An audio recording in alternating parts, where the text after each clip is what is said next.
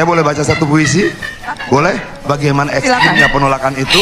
Mau saya tabok rasanya ketika kau enteng berdusta soal dana gempa hingga SMK. Mau saya tabok rasanya ketika kau seenaknya naikkan harga menyusahkan jutaan rumah tangga. Mau mendukung setelah dari mau nabok-nabok jadi ngelus-ngelus. Ya itu kan proses sejarah, politik sejarah ya.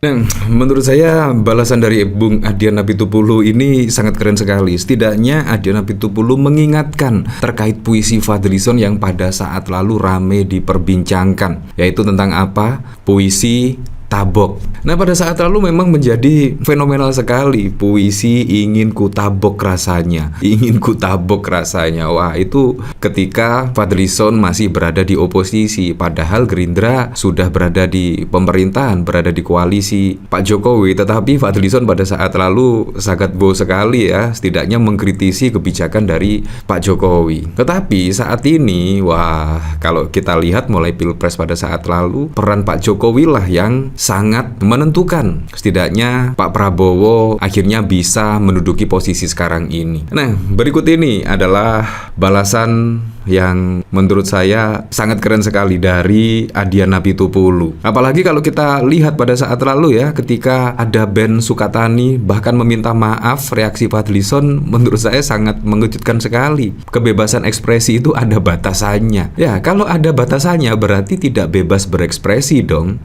Saya boleh baca satu puisi? Boleh? Bagaimana ekstrimnya penolakan itu? Mau saya tabok rasanya ketika kau enteng berdusta soal dana gempa hingga SMK. Mau saya tabok rasanya ketika kau seenaknya naikkan harga menyusahkan jutaan rumah tangga. Mau saya tabok rasanya ketika kau impor beras dan gula, petani hancur panen menderita. Sebagian saja. Tapi kalau kemudian dia berubah mendukung setelah dari mau nabok-nabok jadi ngelus-ngelus, mendukung setelah dari mau nabok-nabok jadi ngelus-ngelus, ya itu kan proses sejarah, politik sejarah ya. Seperti itulah. Jadi sangat berbeda sekali. Padahal lagu Bayar-Bayar itu menurut saya masih relevan ya. Kalau kita lihat dari pemberitaan, dari apa yang dirasakan oleh masyarakat. Nah, bayangkan kalau ditabok. Nah, ini Fadlizon malah menabok ini, ditabok. Nah, akhirnya ditabok sendiri oleh Adhian Apitupulu dengan puisi Fadlizon berjudul Ingin Ku Tabok. Nah, bahkan juga dikomentari oleh Indonesiaku Damai. Jejak digital Anda jahat sekali Pak Fadlizon. Kenapa saat ini Anda merasa yang paling benar dan bersih saat menyikapi lagu Bayar-Bayar Ben Sukatani? Tidak malukah Anda Pak Fadlizon?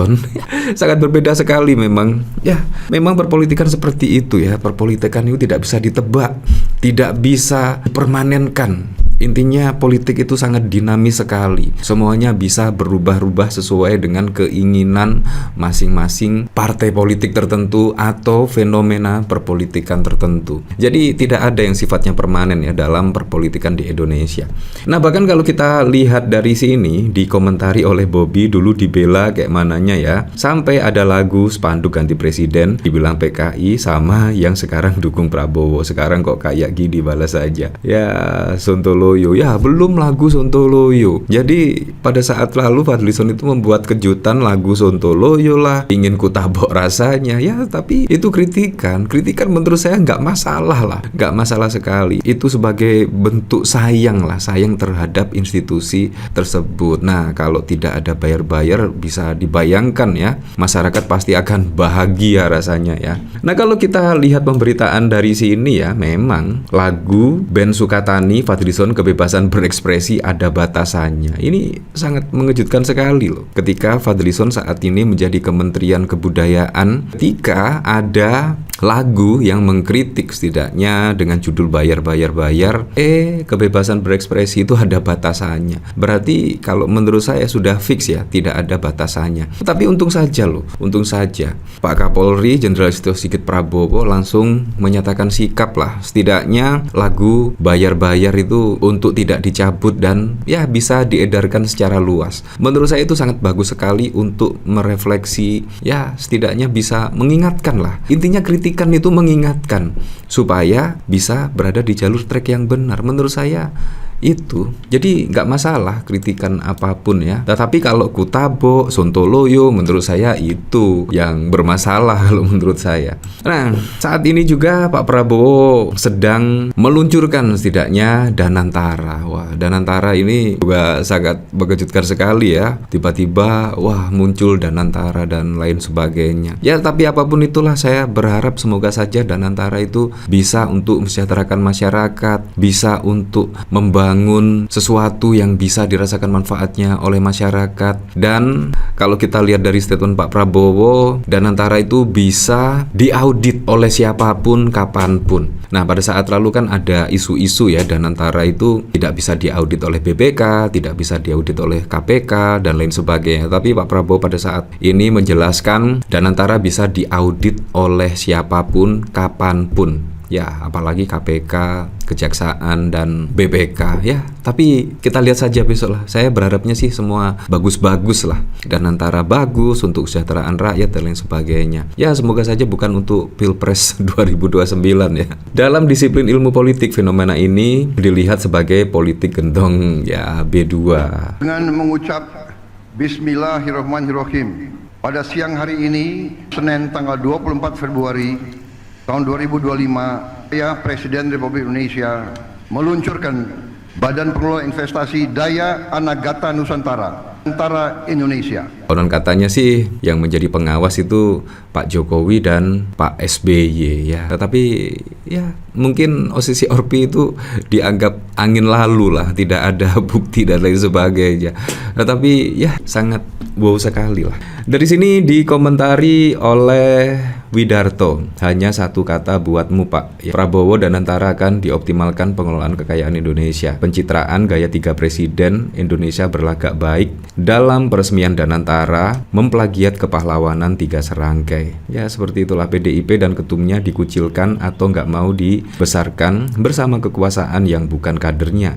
Ngapain itu SBY ada di situ? Jika Danantara gagal, Prabowo harus bertanggung jawab. Danantara ya mirip-mirip lah sama usulan LBP, Presiden Klub, dan kelola dana investasi jadi-jadian. Nah, ini menurut saya menunjukkan Ibu Megawati tidak mau ya. Padahal di sini ada mantan-mantan presiden. Kalau kita lihat kan sekarang mantan presidennya ya ada Ibu Megawati, Pak SBY, Pak Jokowi. Nah, kayaknya Ibu Megawati tidak mau bergabung ya di sini. Kalau kita lihat sih. Nah, bahkan kalau kita lihat dari sini, Puan Maharani bahkan menyalami dan berbincang dengan Jokowi di acara peluncuran Danantara di Istana. Nah, sangat keren sekali loh Mbak Puan Maharani ya. Walaupun PDIP pada saat lalu sangat terasa sekali ya dihianati oleh Pak Jokowi, tetapi Mbak Puan Maharani ini sangat keren sekali, mampu profesional lah setidaknya bertemu dengan Pak Jokowi. Walaupun saya rasa pastinya di hati masih menyimpan sakit ya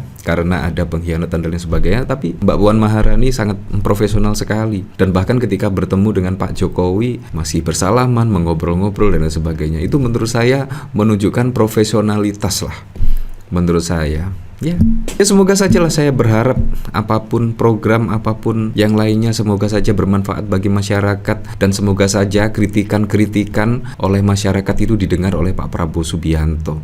Ya,